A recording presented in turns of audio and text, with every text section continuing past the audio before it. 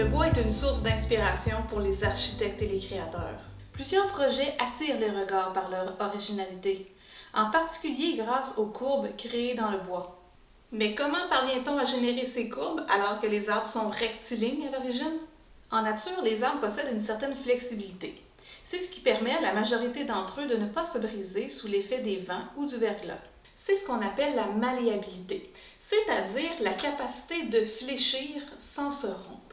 Pour comprendre cette malléabilité chez le bois, nous allons réaliser une petite expérience. Pour ce faire, il nous faut une règle, des bâtons de popsicle, de l'eau, une bouilloire et une tasse thermale. L'expérience consiste à soumettre les bâtons de popsicle à différentes conditions, puis à mesurer leur flexion maximale. Pour ce faire, je vais plier les bâtons de popsicle et mesurer la distance qui sépare les deux extrémités au moment où le bois atteint son point de rupture, c'est-à-dire lorsque j'entendrai un premier minuscule craquement. Enfin, je répète l'expérience avec 10 bâtons pour chacune des conditions. D'abord, je mets 10 bâtons de côté qui seront testés secs et à température pièce. Ensuite, j'immerge 10 bâtons dans de l'eau à température pièce pendant 30 minutes. Enfin, je verse de l'eau bouillante dans une tasse thermale et j'y place 10 autres bâtons pendant 30 minutes. Voici les résultats de l'expérience. Nous remarquons que les bâtons secs ont une faible capacité à fléchir, l'eau augmente cette capacité et l'eau chaude encore plus. Expliquons d'abord l'effet de l'humidité. Le bois est un assemblage de cellules qui peut se gorger d'eau ou perdre cette eau, et ce même après que l'arbre ait été coupé. Lorsque les cellules sont remplies d'eau, les propriétés du bois ressemblent à celles de l'arbre vivant, pouvant fléchir sans se rompre lors des intempéries. À l'opposé, le bois en séchant peut craquer. C'est pourquoi l'hiver, alors que l'air est très sec, on peut entendre des craquements en provenance des murs. Pour ce qui est de la chaleur, elle a un effet sur l'état d'un des constituants du bois, c'est-à-dire la lignine.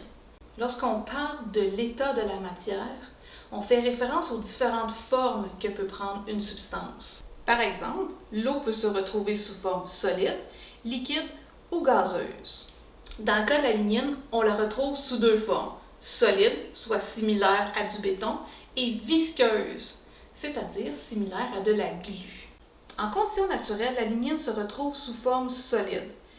Elle agit comme un ciment dans le bois en liant les fibres de cellulose ensemble. C'est pourquoi les arbres sont aussi forts. Par contre, au-delà d'une certaine température, soit entre 65 et 100 degrés Celsius selon les espèces d'arbres, la lignine devient visqueuse. La cellulose n'est alors plus liée entre elles fermement. Il est donc plus facile de plier le bois. Il existe différentes techniques pour plier le bois. Découvrons-les avec Charles Boissé, professeur à l'École nationale du meuble et de l'ébénisterie. Il y a plusieurs façons de s'y prendre. Je vous dirais que la façon la primaire qu'on va utiliser, ça va être vraiment d'usiner une courbe à l'intérieur du bois. Donc, on aurait un panneau composé dans lequel on viendrait juste découper une courbe. Ça, ce serait la méthode la plus simple, je dirais. Par contre, c'est une méthode qui consomme énormément de matière et qui n'est pas nécessairement la plus solide. Donc, avec de la chaleur et de la vapeur, on est capable de prendre des composantes de bois et de leur imposer une forme qui vont, après séchage et après refroidissement, être conservées par les pièces de bois.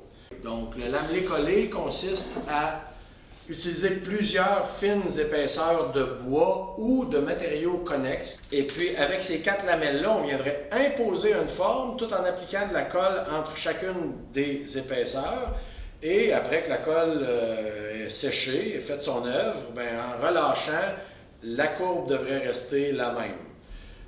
Puis, il y a aussi une dernière méthode qui consiste à prendre une pièce de bois solide, ou on pourrait le faire aussi avec un panneau dérivé, et venir faire des rainures à intervalles réguliers dans la composante, tout en laissant une épaisseur finale, ou l'épaisseur de la surface qui serait visible.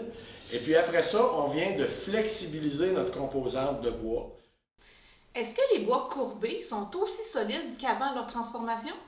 En fait, un des grands avantages du cintrage à la vapeur, c'est qu'on prend une pièce de bois qui est déjà unie, qui est déjà droite, et on lui impose une courbe. Au moment où cette pièce de bois-là va refroidir et va atteindre un taux d'humidité qui est totalement normal, donc entre 6 et 10 % d'humidité à l'intérieur du bois comme tel, elle va retrouver la solidité initiale, pareil comme si c'était une pièce qui était droite.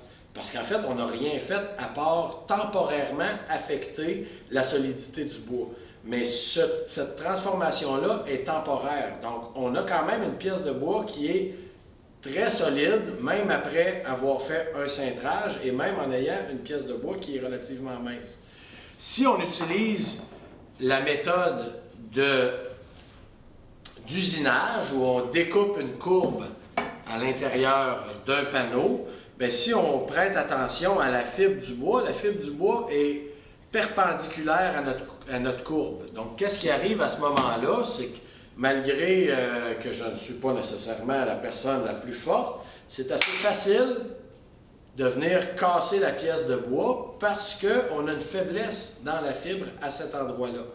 Chose qu'on serait, en tout cas, on pourrait difficilement être capable de réaliser avec une pièce qui a été cintrée à la vapeur.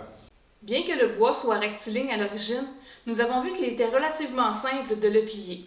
Cela ouvre donc de nombreuses portes à notre industrie du bois. Le technicien en ébénisterie, le technologue ou l'ingénieur du bois développe constamment de nouveaux designs des produits pour rendre leur création unique. Voyons quelques exemples de réalisations québécoises tout en courbe.